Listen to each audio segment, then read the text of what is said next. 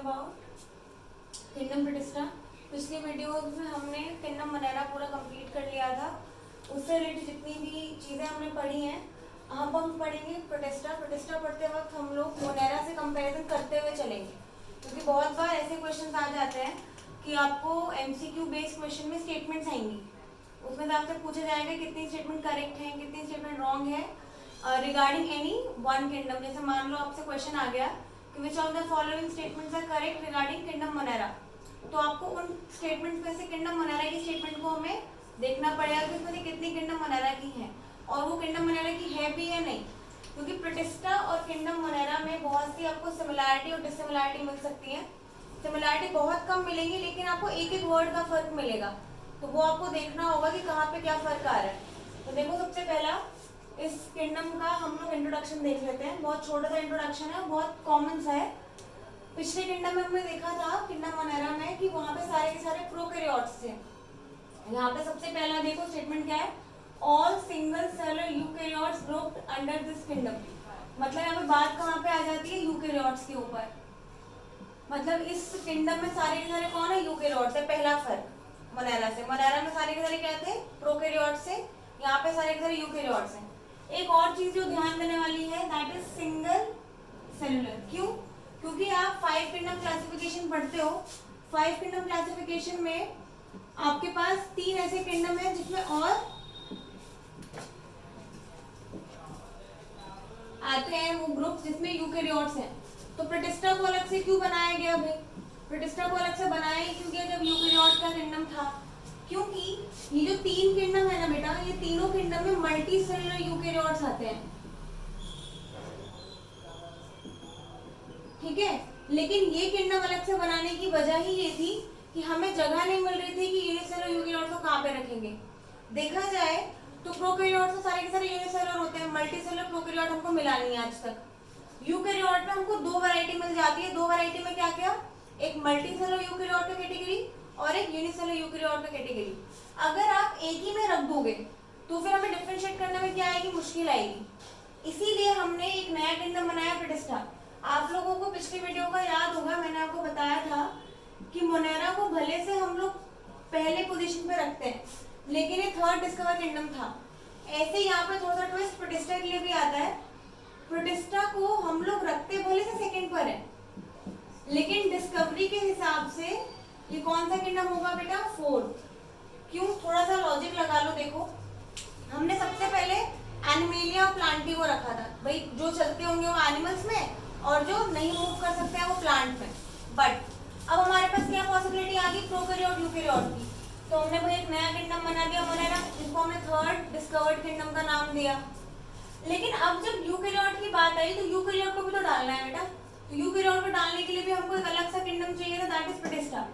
तो रखने के हिसाब से तो हमने 2nd पर रख दिया, लेकिन अगर आपसे पूछेगा ना अकॉर्डिंग टू डिस्कवरी बताओ इसका ऑर्डर, तो आंसर विल बी 4th। ये बहुत इंपॉर्टेंट और मुश्किल है, बच्चे सोच नहीं पाते क्योंकि उनको दिखता है, फोटो आता है दिमाग में कि 2nd पर रखा होगा। 2nd पर रखा जरूर है, लेकिन ये डिस्कवरी के हिसाब से कब है, 4th। तो ये बात आपको ध्यान देनी है, मोनेरा 3rd है और ये 4th है। फर्स्ट अगर आपसे कोई पूछेगा, पहली बात तो पूछेगा ही नहीं, मैं बता देती हूँ क्यों। क्योंकि फर्स्ट पे ये दोनों ही थे, प्लांटी और एनिमेलिया। जब 2 किंगडम क्लासिफिकेशन दिया गया था तो प्लांटी एनिमेलिया दोनों ही थे।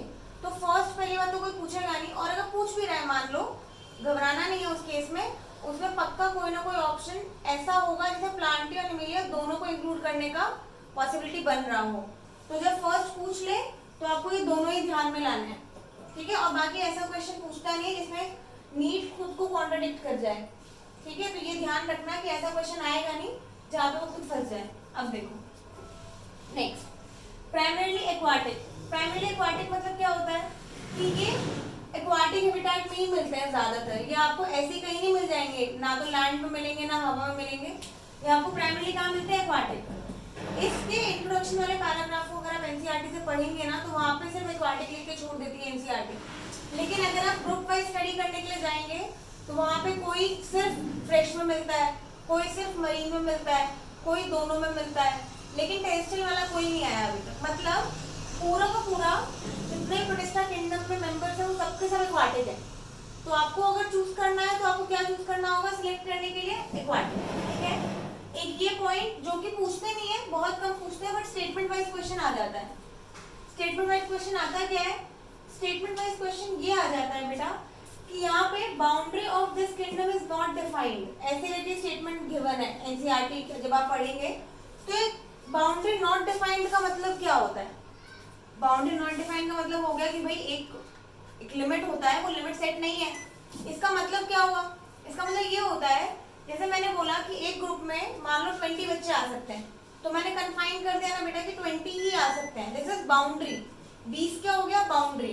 लेकिन अगर मैंने एक ऐसा ग्रुप बनाया जिसमें जो आ रहा है मैं उसको रखती जा रही हूँ, इसको क्या बोलते हैं? Not defined boundary. It means कि यहाँ पे बाउंड्री डिफाइंड ही नहीं है। 50 बच्चे हैं तब भी आ रहे हैं, 60 है तब भी आ रहे हैं, 20 है तब भी आ रहे हैं। तो उसी तरह इसको सोचो, इस किंगडम का क्या है ना, आए दिन कुछ ना कुछ नया डिस्कवर होता रहता है, और नया डिस्कवर होता जाता है, हम इसको यहाँ पे इंक्लूड करते जाते हैं। और प्रोटिस्टा यूकेरियोट है तो यूकेरियोट्स मिलते ही रहते हैं। तो इस किंगडम में हमने क्या किया है कि इस किंगडम में हमने सारे के सारे जितने भी चीजें डिस्कवर होती जा रही है यूकेरियोट में, सबसे पहले इसमें रख देते हैं। धीरे धीरे डिस्कवरी होगी, कुछ नया मिलेगा तो उसको अलग जगह पे भेजा जाएगा, लेकिन तब तक कहाँ रख देते हैं? प्रोटिस्टा में। तो यहाँ पे नॉट डिफाइंड का मतलब क्या है कि यहाँ पे मेंबर फिक्स नहीं है कि 200, 300, 400 इतने ही मेंबर्स आ सकते हैं, ऐसा नहीं होता है, ठीक है। तो ये स्टेटमेंट पूछते हैं बहुत ज्यादा, तो आपको ये ध्यान रखना है। यहाँ पे स्टार बना लो, या एनसीईआरटी आप लोग पढ़ते हो तो एनसीईआरटी में इसको हाईलाइट कर लेना, ये स्टेटमेंट पूछी हुई है। पिछले साल के नीट के एग्जाम्स में आपको स्टेटमेंट वाले क्वेश्चन में आपको ये मिलेगा। Next, forms a link between other kingdoms जैसे फंजाई, प्लांटी और एनिमेलिया। ये बहुत इंपॉर्टेंट पॉइंट है। क्यों है? क्योंकि जब आप इसके ग्रुप वाइज स्टडी करोगे ना, जैसे मैंने आपको ग्रुप लिख के दिए थे, वो क्राइसोफाइट है, डायनोफ्लैजिलेट है, यूग्लिना है, स्लाइम मोल्ड है, प्रोटोजोन है। ये नेक्स्ट पॉइंट है, मैं यही से डिस्कस कर लेती हूँ। यूग्लिनोइड के पास प्लांट्स एंड एनिमल्स दोनों के कैरेक्टर्स होते हैं। अब दोनों कैरेक्टर होने का मतलब क्या होता है बेटा? दोनों कैरेक्टर होने का मतलब होता है कि इसमें कुछ कैरेक्टर प्लांट से मैच करेंगे, कुछ कैरेक्टर एनिमल से। अब आप बोलोगे ऐसे कैसे हो जाएगा? होता है, ये प्लांट और एनिमल के बीच का लिंक फॉर्म करता है, ठीक है। इसको देखोगे, ये दोनों के दोनों प्लांट लाइक फीचर को शो करेंगे, और ये वाला देखोगे तो बेटा फंगस लाइक, और ये वाला देखोगे तो एनिमल लाइक।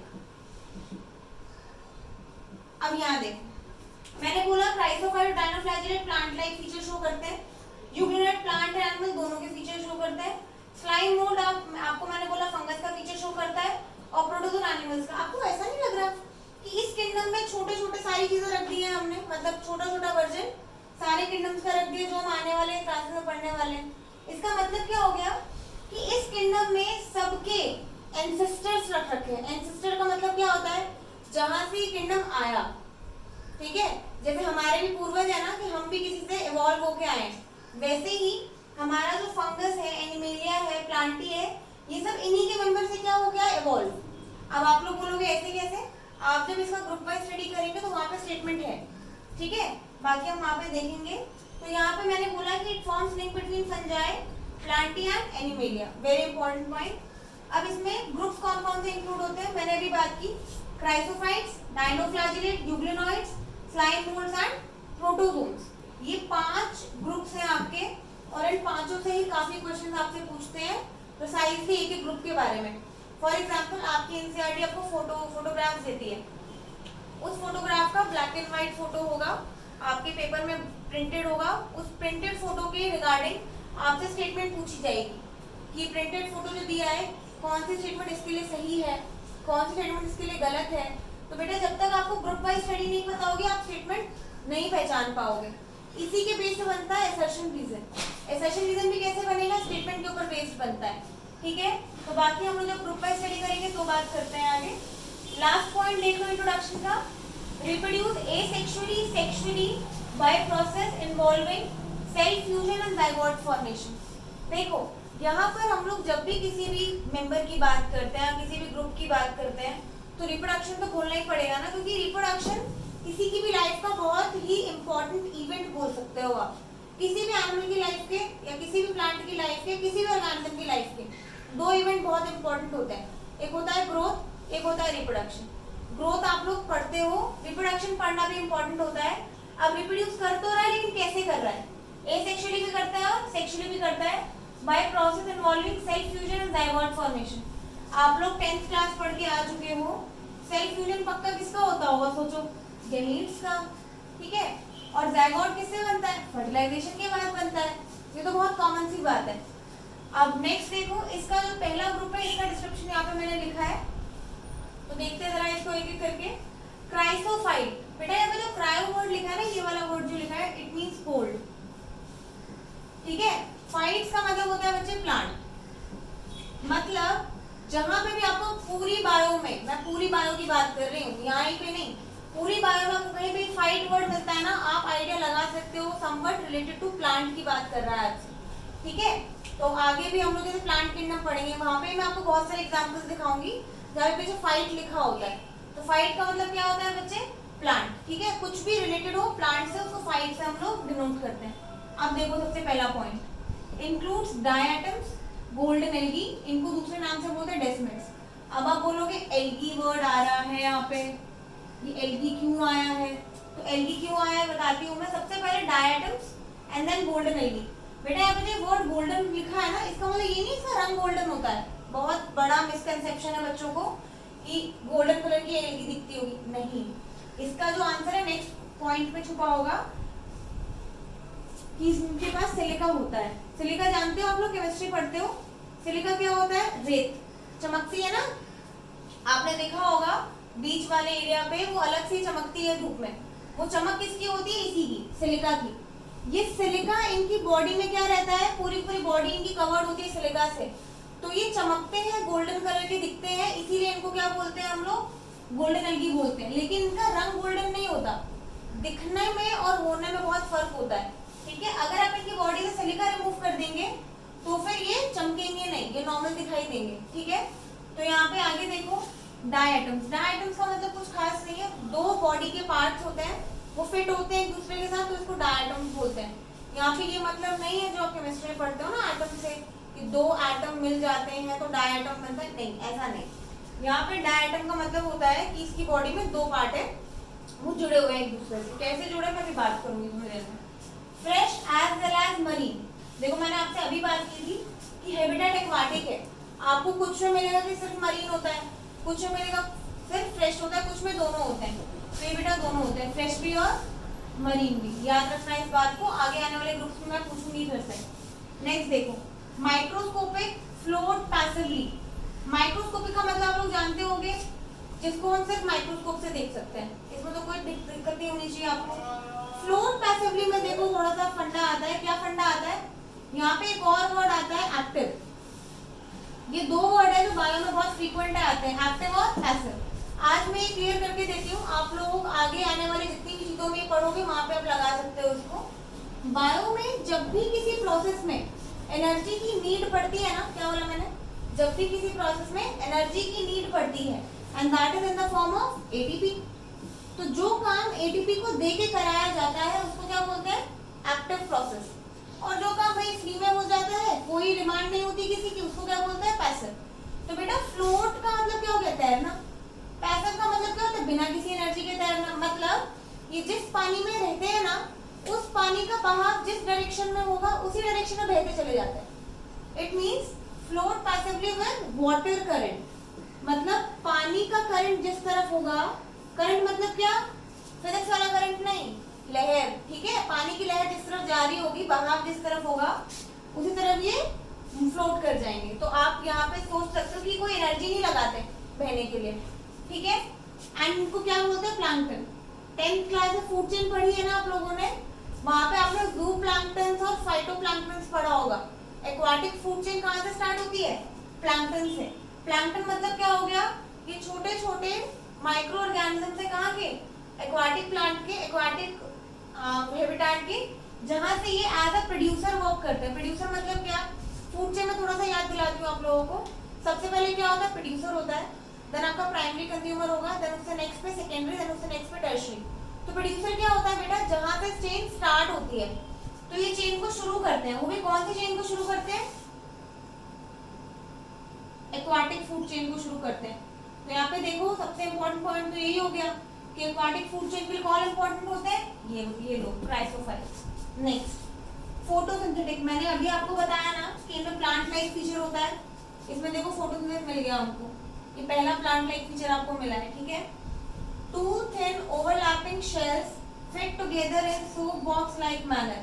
अभी मैंने आपसे बात की थी ना कि यहाँ पर डायटम्स बोलने का मतलब क्या है, दो पार्ट है बॉडी के एक दूसरे से चिपके हुए हैं तो उसको हम डायटम बोलते हैं। अभी सोप बॉक्स लाइक मैनर क्या है यहाँ बता रही हूँ, देखो एक पार्ट और ये दूसरा पार्ट, ठीक है, और अंदर ऑर्गेनिज्म रहता है खुद। बात समझ में आ रही है? आप लोग सोप रखने के लिए होता है एक जार टाइप या फिर कुछ ऐसा होता है बॉक्स जो बंद हो जाता है, आपने देखा होगा, नहीं देखा तो मार्केट में बहुत इजीली अवेलेबल है। जैसे वो खुलता है और बंद होता है ना, वैसे ही कवर्ड होता है, ठीक है। तो इसी को बोलते हैं ओवरलैप। ओवरलैप मतलब क्या, एक के ऊपर एक। शेल्स मतलब ये shells, shell 1 shell 2। Next fit together, अच्छे से फिट होते हैं, चिपके हुए बिल्कुल, क्योंकि ऑर्गेनिज्म है ना अंदर, अगर ये खुल जाएगा तो ऑर्गेनिज्म की डेथ हो सकती है। And soap box like manner, मैंने अभी आपको बताया सोप रखने का एक बॉक्स आता है, जैसे वो ओवरलैप होता है ना वैसे ये भी ओवरलैप होता है। अब एम्बेडेड विद सिलिका, ये मैंने अभी आपको थोड़ी देर पहले बताया कि सिलिका होता है इनके पास, इसीलिए गोल्डन कलर के परसेप्ट होते हैं, होता नहीं है गोल्डन, बस वो चमक रहा है, ठीक है। इनडेस्ट्रक्टिबल मतलब क्या होता है, ऑब्वियस सी बात है भाई, अगर सिलिका का बना है कोई चीज तो इजीली टूट तो सकता नहीं है, तो ब्रेक डाउन नहीं हो पाता, ठीक है, नॉन ब्रेकेबल, ब्रेक नहीं होता जल्दी से। आगे die adhesive earth used in polishing, filtration and syrups and chief producer in ocean. ये जो 3 पॉइंट है ना, ये 3 पॉइंट प्योरली इंपॉर्टेंस के ऊपर होते हैं। इंपॉर्टेंस क्या होती है, इकोलॉजिकल होती है या फिर इकोनॉमिकल होती है, मैंने आपको लास्ट वीडियो में ही बताया है। तो डाई एडहेसिव एर्थ का मतलब क्या होता है बेटा, ये रहते कहाँ पे, ओशंस में रहते हैं, बहुत इंपॉर्टेंट बात। ओशन में जब जब इनकी डेथ होती है तो ये कहाँ चले जाते हैं, सिंक कर जाते हैं, कहाँ पे, लैंड पे। तो इतना ज्यादा नंबर है ना इनका कि सिंक करके पूरा ऊपर अर्थ को कवर कर चुके हैं ओशन वाले लेवल पे। तो पूरा ऊपर अर्थ कवर करके इन्होंने एक अलग से लेयर बना दी। तो मान लो ये जमीन है, इसके ऊपर एक और लेयर बिछा दी मैंने, तो वो लेयर जो बिछी हुई है वो किसकी बिछी हुई है, इनकी। तो इन्होंने जो अर्थ फॉर्म की है उसको क्या बोलते हैं, डाई एटमीशियस अर्थ। याद कैसे रखोगे बेटा, देखो इसमें डाई एटम आ रहा है, ये डाई एटम आने का मतलब क्या है कि इन्हीं की बनाई हुई अर्थ का एक लेयर है। नेक्स्ट इसका यूज कहाँ पे होता है, पॉलिशिंग में, फिल्ट्रेशन में और सिरप्स बनाने में, ठीक है। जब भी हम कोई सिरप फॉर्म करते हैं तो उसका फिल्ट्रेशन बहुत इंपॉर्टेंट होता है, इसलिए यहाँ पे फिल्ट्रेशन एंड सिरप्स लिख दिया है। बाकी पॉलिशिंग क्या है, आप लोगों ने देखा होगा जो आपका वाटर कूलर होता है उसको साफ करने के लिए एक सैंड पेपर आता है, देखा है आपने, उस सैंड पेपर पे भी आपने देखा होगा अगर वो धूप में रखोगे तो वो चमकता है, वो भी इसी से बनता है। तो पॉलिशिंग के लिए किसी भी चीज को साफ करने के लिए हम उसको यूज करते हैं। लास्ट ये मैंने आपको बताया कि फूड चेन से लिंक्ड वाला पॉइंट है, ये चीफ प्रोड्यूसर होते हैं किसके, ओशन के। मतलब ओशन में जितनी फूड चेन चल रही है ना, इन्हीं की बदौलत चल रही है। अगर किसी दिन इनको खत्म कर दिया गया पूरी तरीके से तो बेटा एक्वाटिक फूड चेन नहीं चल पाएगी, ठीक है। तो ये पॉइंट इससे लिंक्ड है और ये पॉइंट इससे लिंक्ड है। तो देखो प्लैंक्टन क्यों बोलते हैं, क्योंकि एक्वाटिक फूड चेन को स्टार्ट करते हैं। एक्वाटिक फूड चेन को स्टार्ट क्यों करते हैं, क्योंकि ये चीफ प्रोड्यूसर होते हैं किसमें, ओशंस में। ये ओशन वर्ड बहुत इंपॉर्टेंट है क्योंकि ओशन बहुत बड़ा है और इनके नंबर भी बहुत ज्यादा होते हैं, तो ओशन में आपको बहुत क्लियरली विजिबल होंगे। तो अभी आपने देखा था क्राइसोफाइट का, उसके बाद नेक्स्ट वाला ग्रुप जो है डायनोफ्लैगेलेट। बेटा नाम में ही देखो सब छिपा होता है। देखो सबसे पहली चीज डायनो मतलब होता है 2, ठीक। नेक्स्ट आता है क्या, फ्लैजिलेट मतलब फ्लैजिला, ठीक है, फ्लैजिला रखने वाले, राइट। तो organism having 2 flagella in this kingdom is known as dinoflagellates, ठीक है ना। यहाँ पे मैं लिख देती हूँ उसका मतलब ड्यूरिंग फ्लैजिला। जिन ऑर्गेनिज्म के पास यहाँ पे फ्लैजिला मिलेगा और वो 2 होंगे तो उसको किसमें रखेंगे, डायनोफ्लैजिलेट में। देखो मोस्टली मरीन, मैंने आपको बताया ना अभी कि कहीं पे मोस्टली वर्ड आएगा, कहीं पे फ्यू आएगा, कुछ ऐसे करके वर्ड्स होते हैं, आपको इन्हीं पे ध्यान देना है। ये कैसे होते हैं, मोस्टली मरीन होते हैं। एंड क्या होते हैं, फोटोसिंथेटिक। याद है ना मैंने बोला था कि इनके पास प्लांट लाइक फीचर होगा। देखो पहला प्लांट लाइक फीचर की शुरुआत। Next appear yellow green, brown, blue, red, मतलब बेटा जितने रंग आपको पता है ना सब कलर के ये होते हैं, ठीक है। तो आपको ये कलर नहीं याद रखने, ठीक है। नीट कभी भी क्वेश्चन नहीं पूछता है कि किस रंग के मिलेंगे आपको, राइट। तो ये याद रखना कि हर रंग के मिलेंगे। याद क्या रखना है कि यहाँ पे मेन पिगमेंट कौन सा है। अगर मेन पिगमेंट डोमिनेटिंग पिगमेंट अगर ब्लू पिगमेंट है तो वो कैसा दिखाई देगा, ब्लू। डोमिनेटिंग पिगमेंट अगर रेड है तो कैसा दिखाई देगा, red, right. Next, cell wall cellulosic plate की बनी होती है, ये है बात। पिछले वाले में सिलिका आ गया था, याद है। यहाँ पे कौन आ गया, सेलुलोजिक प्लेट। अब इसका थोड़ा सा डायग्राम बनाती हूँ, ऑर्गेनिज्म दिखता कैसा है जरा समझो। ये पहली प्लेट है, ये दूसरी प्लेट है, ये तीसरी प्लेट है और चौथी इसके पीछे होगी, राइट। तो ये क्या हो गया बेटा आपका, ये होगी सेलुलोजिक प्लेट। और सेलुलोजिक प्लेट के बीच में देखो मैंने गैप छोड़ा है, इसको मैं शेड कर देती हूँ। और इन गैप को पता है क्या बोलते हैं, ग्रूव, ठीक है। इस ग्रूव का ही बहुत काम है, देखो कैसे सेलुलोजिक प्लेट जुड़ी हुई है ऐसे, और यहाँ पे क्या छोड़ दिया ऐसे, ग्रूव। इस ग्रूव का काम क्या है बेटा, इस ग्रूव से बेटा फ्लैजिला निकलेंगे, ठीक है। अब फ्लैजिला कैसे निकलेंगे देख लो। Most of them have to flagella, ये तो हमने शुरू में ही बात कर ली थी, रिपीट हुआ है बस, पॉइंट इतना कुछ खास नहीं है। दो फ्लैजिला, फ्लैजिला है कैसे वो देख लो। एक फ्लैजिला बेटा निकलता है कैसे, ऐसे, ठीक है। और एक कैसे निकलता है, ऐसे। इस डायरेक्शन को बेटा क्या बोलते हैं, अलोंग द लेंथ को लॉन्गिट्यूडिनल। तो आपकी एनसीईआरटी लिखती है लॉन्गिट्यूडिनल एक्सिस से जो फ्लैजिला निकलता है उसको क्या बोलोगे, लॉन्ग फ्लैजिला। और ट्रांसवर्सली जो निकलेगा वो ट्रांसवर्स ग्रूव। ट्रांसवर्स ग्रूव से जो निकलेगा उसको क्या बोलोगे, ट्रांसवर्स फ्लैजिला। कितना आसान है, एक अलोंग द लेंथ निकल रहा है और एक अलोंग द ट्रांसवर्स एक्सिस, ठीक है। किसी भी ऑर्गेनिज्म की ना, जैसे मान लो मैंने ये बॉडी बनाई है, ये बॉडी है, ठीक। मैं इसको ऐसे अगर डिवाइड करती हूँ ना बेटा, तो इस एक्सिस को बोलते हैं क्या, लॉन्गिट्यूडिनल एक्सिस। मैं पूरी बायो के लिए बता रही हूँ, ये लॉन्गिट्यूडिनल एक्सिस। और अगर इसको मैं ऐसे डिवाइड कर रही हूँ, दिस इज ट्रांसवर्स एक्सिस। आप लोग एनसीईआरटी के डायग्राम देखते हो, उस डायग्राम में लिखा होगा टीएस, एलएस। ये टीएस एलएस क्या है, टीएस का मतलब होता है ट्रांसवर्स सेक्शन, एलएस का मतलब होता है longitudinal section. Like this marker, ये मार्कर है ना, इसको अगर मैं ऐसे कट कर रही हूँ along the length, this is longitudinal section. अगर इसको मैं ऐसे कट करूंगी तो ट्रांसवर्स सेक्शन, ठीक है। तो आपके बॉडी प्लान के अकॉर्डिंग चेंज हो जाता है हिसाब सारा, ठीक है। अब आगे देखते हैं।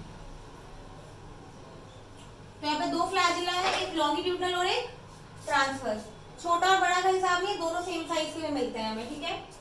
वेरी ऑफन, वेरी ऑफन मतलब क्या बेटा, बहुत कॉमन जो है, वेरी कॉमन, मोस्ट कॉमन। वैसे तो सब रंग के मिलेंगे लेकिन ज्यादा कॉमन कौन से, रेड वाले, ठीक है। Red dinoflagellates are most common in them. Example भी दिया है, बहुत अच्छा नाम है, गोनियोलेक्स, ठीक है। इसका काम क्या है, इट मेक्स सी रेड, ठीक है ना। इन सी को क्या देता है, रेड अपीयरेंस देता है। अब ये रेड अपीयरेंस क्या है, जैसे मान लो सी है, उसकी लेयर बाय लेयर होती है, कोई भी वाटर बॉडी की लेयर होती है, लेयर 1 लेयर 2, लाइक, ठीक है, डेप्थ के हिसाब से। तो किसी एक पर्टिकुलर लेयर में ये अपने आप को क्या करते हैं, रैपिड मल्टीप्लाई करते हैं। रैपिड मल्टीप्लाई मतलब क्या, रिप्रोड्यूस किया, बहुत सारे ऑर्गेनिज्म बनाए, रिप्रोड्यूस किया, बहुत सारे ऑर्गेनिज्म बनाए। इतने सारे ऑर्गेनिज्म बना लेते हैं, जैसे ये एक वाटर बॉडी है, मैंने एक ही लेयर ले ली, मान लो इस लेयर में इन्होंने क्या कर लिया, खुद को मल्टीप्लाई कर लिया ऐसे, ठीक है। अब बेटा अगर मैं ऊपर से देखूंगी तो ये कैसा दिखाई देगा मुझे, रेड। अब आप सी के अंदर तो जाओगे नहीं, तो आप जब ऊपर से सी को देखोगे तो सी कैसा दिखाई देता है, रेड। तो रेड सी अपीयरेंस या फिर रेड टाइड अपीयरेंस किसकी वजह से आता है, गोनियोलेक्स की वजह से। Most most most common question जो बहुत बार आता है, नहीं आता है तो स्टेटमेंट तो पक्का आ जाती है। बहुत इंपॉर्टेंट है कि रेड सी अपीयरेंस किसकी वजह से होता है, डायनोफ्लैजिलेट्स की वजह से। और डायनोफ्लैजिलेट में भी कोई किसी का नाम पूछेगा तो क्या बोलेंगे आप लोग, गोनियोलेक्स, ठीक है। Last, have toxin. टॉक्सिन क्या होता है बेटा, पॉइजन, जहर। अब आपके दिमाग में क्वेश्चन आता है कि जहर हमेशा नुकसान पहुंचाने के लिए होता है किसी के पास, जैसे सांप है, सांप के पास जहर है, उसका काम ही है भाई डंक मार के चला जाए, काट के चला जाए, उसको टॉक्सिन इसलिए दिया भगवान ने, ऐसा नहीं है। एक बात याद रखना, टॉक्सिन किसी की भी बॉडी में उसके सेल्फ डिफेंस के लिए होता है। अब सेल्फ डिफेंस क्या है इसमें, मान लो सांप है, वो आराम से जा रहा है, आप लोगों को कुछ छेड़ा नहीं, कुछ नहीं किया, आराम से साइड से निकल जाएगा, आपको कुछ नहीं करने के लिए आएगा, ठीक है। लेकिन अगर आप उसको छेड़ोगे और उसकी तरफ कुछ भी पत्थर मार रहे हो, कुछ भी कर रहे हो, उसको लगेगा कि उसको आपसे खतरा है, तो वो क्या करेगा, आपको पॉइजन अपना सेल्फ डिफेंस दिखा के वो आपको डंक मार के चला जाएगा। तो ये डसना क्या है, वो अपना सेल्फ डिफेंस में डस रहा है। जैसे हम भी तो सेल्फ डिफेंस में सामने वाले को गोली मार देते हैं या हाथ उठा देते हैं, कुछ भी ऐसा करते हैं ना। सेम एनिमल्स के पास जुबान तो होती नहीं है बोलने की, तो उनके पास क्या है, टॉक्सिन्स है। तो इनके पास भी टॉक्सिन्स है। टॉक्सिन का काम क्या है, टू किल लार्ज फिशेस। अब ये खुद बहुत छोटे छोटे हैं, ठीक है। अब मान लो एक ग्रुप बैठा है, उस ग्रुप के पास एक फिश आ गई। कौन आ गई, फिश आ गई, और इस फिश ने इसको खा लिया। अब एक बात सोचो, अगर टॉक्सिन नहीं होगा तो सबको खा जाएंगे।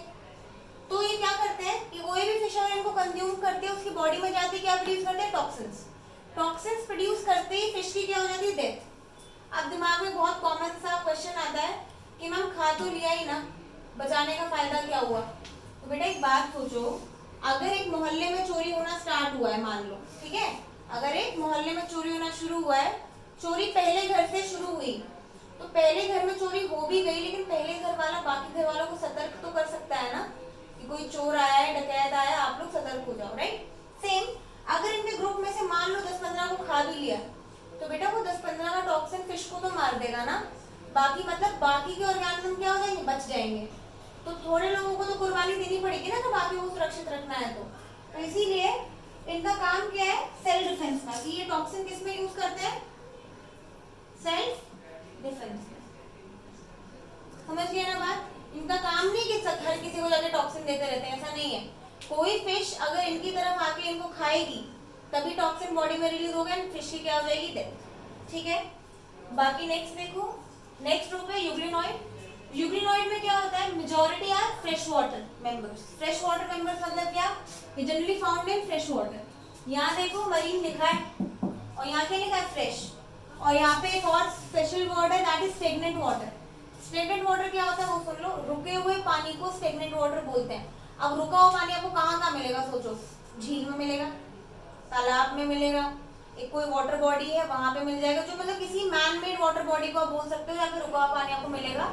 बाकी कोई ऐसी रिवर है जो मूव नहीं करती, वैसे बहुत सारी रिवर्स है जो बहती है बस, ठीक है।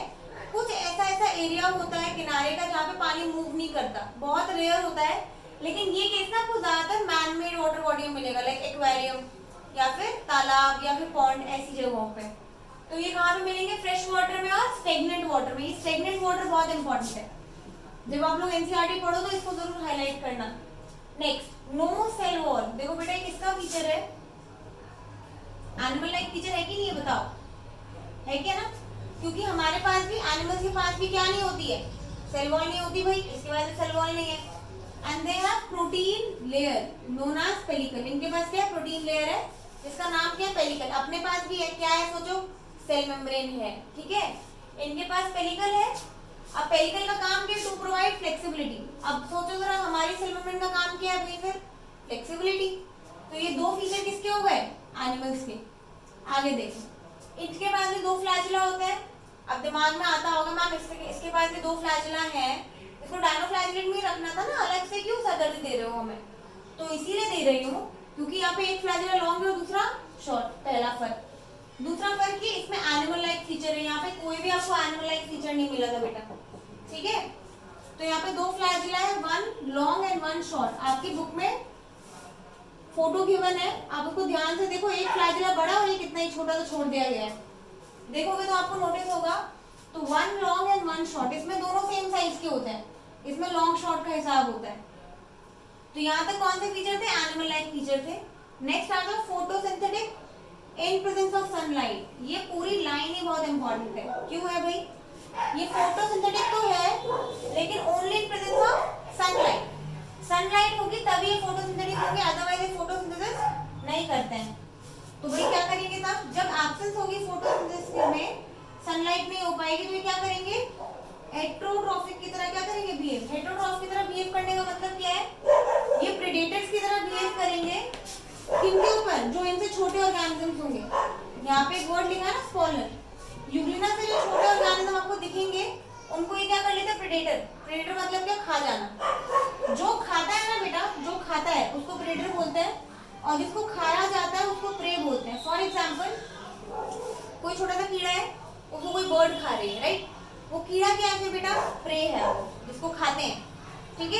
और जो खा रहा है, लाइक बर्ड खा रही है ना, तो बर्ड क्या है, प्रेडेटर।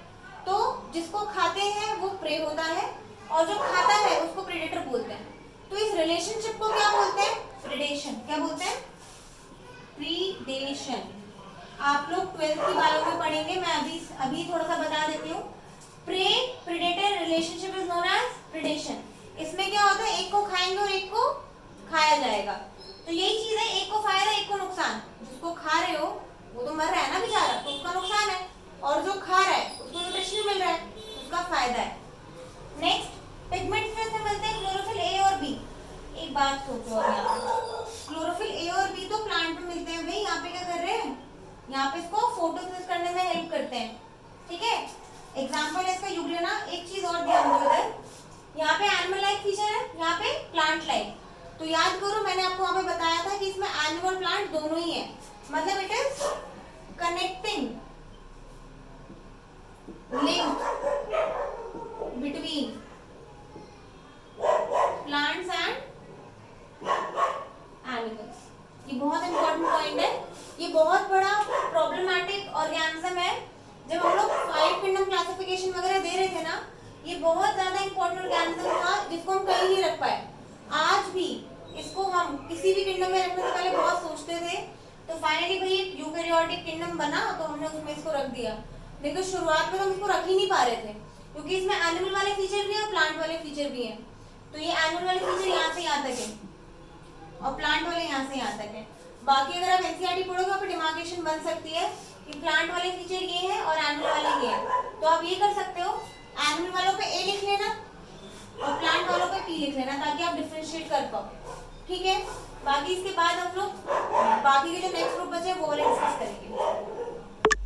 अभी हम लोगों ने देखा, पिछले 3 ग्रुप देख चुके हैं हम लोग, कैल्सोफाइट देख चुके, डायनोफ्लैजेलेट्स देख चुके, और क्या देखा था हमें बीच में, यूग्लेनॉइड्स।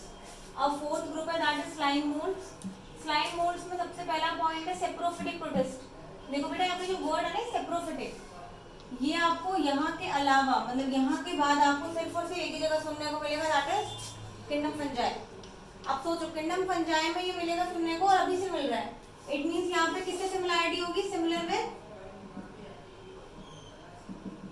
फंगस, मतलब फंगस लाइक फीचर आपको ज्यादा मिलेंगे। ठीक है, डिकेइंग ट्विग्स, लीव्स एंड गर्फ ऑर्गेनिक मैटर, मतलब जो चीजें सड़ गल रही हैं, जैसे कोई पत्ती गिर गई वो सड़ रही है, तो उसके ऊपर जितना भी मटेरियल है वो कौन सब कर जाएगा, पूरा वो पूरा ये slime moulds. Under suitable condition, suitable condition मतलब क्या होता है बेटा, जब उसको खाना पानी रहना सब अच्छे से मिल रहा है, ऑर्गेनिज्म मजे में एकदम, तो उसको क्या बोलते हैं, सुटेबल कंडीशन। सुटेबल कंडीशन में ये क्या बनाता है, प्लाज्मोडियम। अभी प्लाज्मोडियम क्या चीज है, मैं फोटो बना रही हूँ, जरा देखो।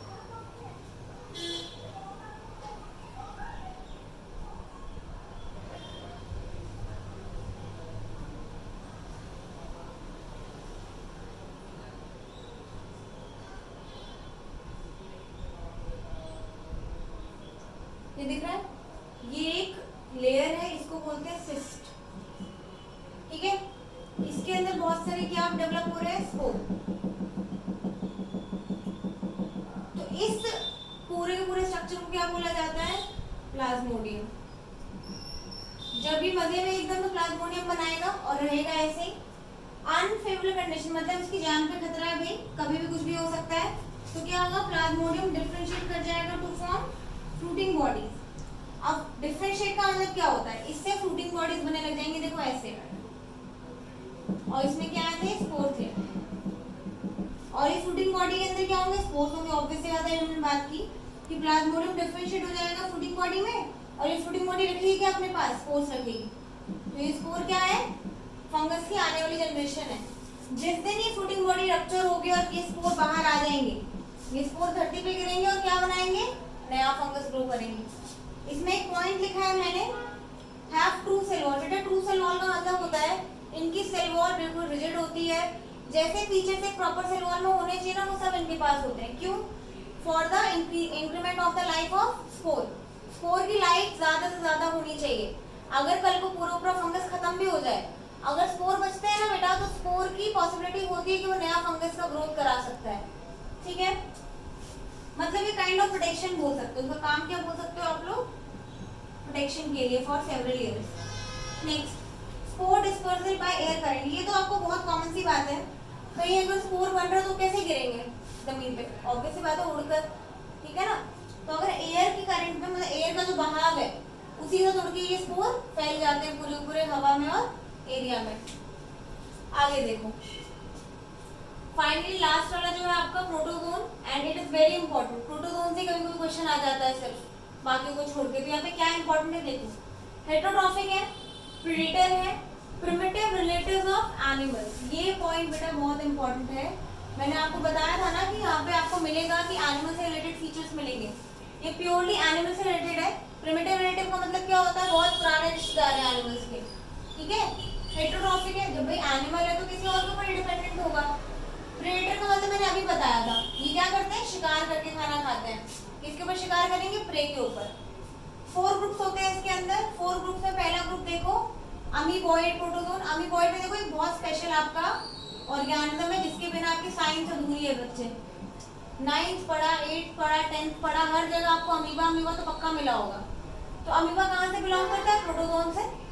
और प्रोटोजोन में भी कौन से ग्रुप से, अमीबॉइड प्रोटोजोन से। कहाँ मिलते हैं ये, फ्रेश वाटर में मिल जाते हैं, मरीन में मिल जाते हैं और मॉइस्ट सॉइल में मिल जाते हैं। याद के रखना है, मोस्टली कहाँ मिलते हैं, फ्रेश वाटर में। हैव सूडोपोडिया, ये तो बेटा बहुत कॉमन सी बात है। देखो जरा क्या है ये, सूडोपोडिया ही तो है। क्या बोलते हो इसको, फॉल्स फीट। सूडोपोडिया का पुराना नाम क्या बोलते थे, फॉल्स फीट। मतलब पैर है नहीं, लेकिन जब मन करता है तब बनाकर फूड को अंदर और वेस्ट को बाहर। Marine members with silica, obviously बात है, मरीन मतलब ओशन के आसपास क्यों मिलेगा, और वहां पे रेत तो होगी ना, तो मरीन मेंबर्स के पास क्या मिल जाती है, सिलिका मिल जाती है। मरीन मेंबर का एग्जांपल गिवन है, that is Entamoeba. Entamoeba amoeba का बड़ा भाई है, ठीक है। बड़ा भाई मतलब क्या, अमीबा का ही बड़ा वर्जन और ज्यादा स्टेबल और खतरनाक वर्जन कौन सा होता है, एंटामीबा। देखो मैंने क्या लिखा है, पैरासिटिक। पैरासिटिक मतलब क्या, ये ऑर्गेनिज्म की बॉडी के ऊपर रहता है, ठीक है। और ये ऑर्गेनिज्म कौन सा, ह्यूमन के ऊपर रहता है। ये एंटामीबा हिस्टोलिटिका इसका पूरा नाम होता है, और ये करता है ह्यूमन के ऊपर रहकर डिजीज कॉज करेगा।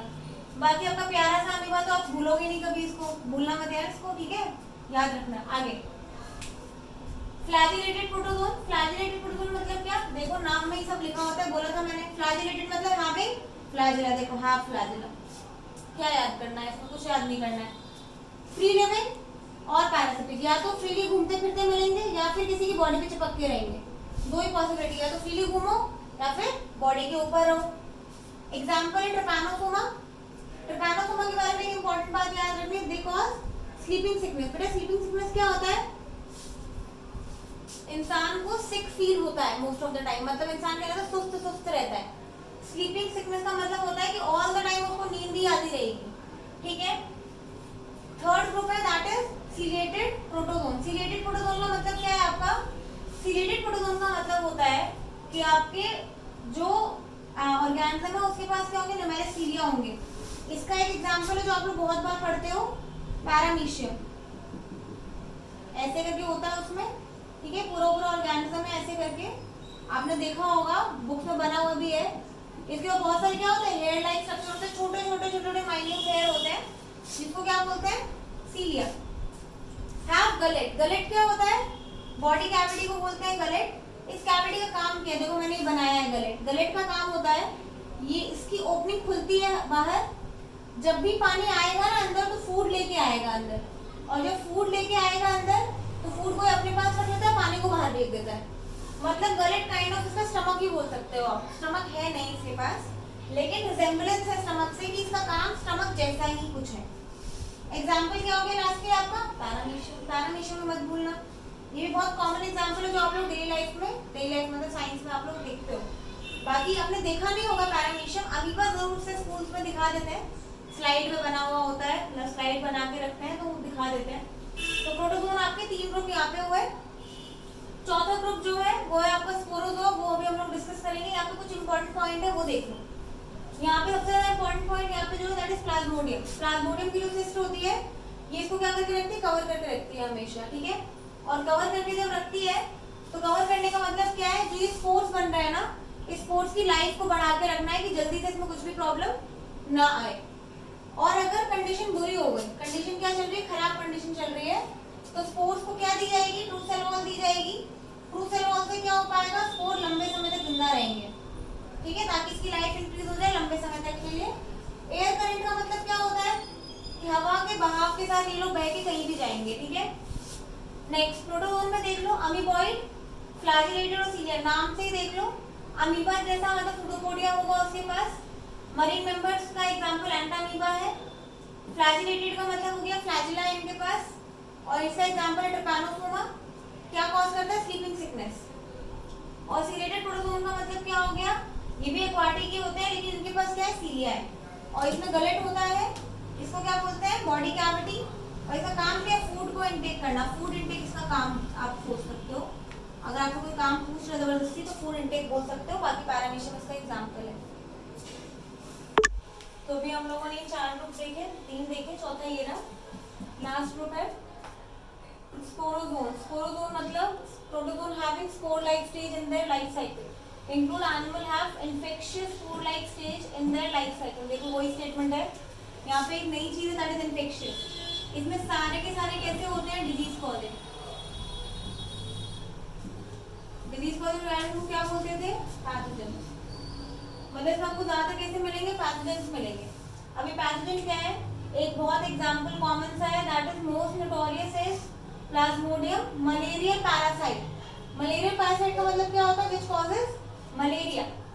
Staggering effect on human population, human population को स्टैगरिंग इफेक्ट है। नोटोरियस का मतलब होता है बेटा खतरनाक। प्लाज्मोडियम का मतलब तो मैंने आपको बताया ही, नाम है वैसे यहाँ पे प्लाज्मोडियम। देखो यहाँ पे बहुत बड़ी कंफ्यूजन क्रिएट होती है कि अभी हमने थोड़ी देर पहले बात की थी कि एक लाइफ साइकिल में स्टेज का नाम होता है प्लाज्मोडियम, राइट। तो यहाँ पर पैरासाइट का नाम प्लाज्मोडियम कैसे पड़ गया, जब स्टेज का नाम है स्टेज का नाम दो ना बस। किसी का नाम प्लाज्मोडियम कैसे रख सकते हो। इसका नाम प्लाज्मोडियम बेटा इसलिए पड़ा है क्योंकि इसकी पूरी लाइफ साइकिल में जो डोमिनेटिंग लाइफ स्टेज है वो क्या है प्लाज्मोडियम है। तो इसकी लाइफ साइकिल में है ही सिर्फ प्लाज्मोडियम स्टेज, इसीलिए इसको क्या बोलते हैं प्लाज्मोडियम। मतलब प्लाज्मोडियम के 2 सेंस में मतलब निकाले जा सकते हैं, एक तो प्लाज्मोडियम स्टेज जैसे ये, और एक प्लाज्मोडियम नाम किसका मलेरिया कॉज करने वाले पैरासाइट का। तो जो मलेरिया कॉज करता है उसको प्लाज्मोडियम बोलना। लेकिन अगर किसी की लाइफ साइकिल में ऐसे सिस्ट बनाकर स्पोर को रखने वाली लाइफ साइकिल दिख रही है तो ये भी क्या है प्लाज्मोडियम ही है। तो ये एक ऑर्गेनिज्म का नेम भी हो सकता है और एक स्टेज भी हो सकती है। तो ये बात यहाँ पे समझने वाली थी कि ऑर्गेनिज्म का नेम कब पड़ेगा जब बात मलेरिया की चल रही होगी, और स्टेज का जब किसी में भी आएगा, जैसे प्लाज्मोडियम अभी हमने पढ़ा स्लाइम मोल्ड्स में भी आता है, ऐसे करके बहुत सारे ऑर्गेनिज्म में जैसे प्लाज्मोडियम आता है, ठीक है। It is all about your kingdom protista, यहाँ पर एंड होता है किंगडम का। इसके बाद आने वाले वीडियो में हम लोग किंगडम समझा लेंगे।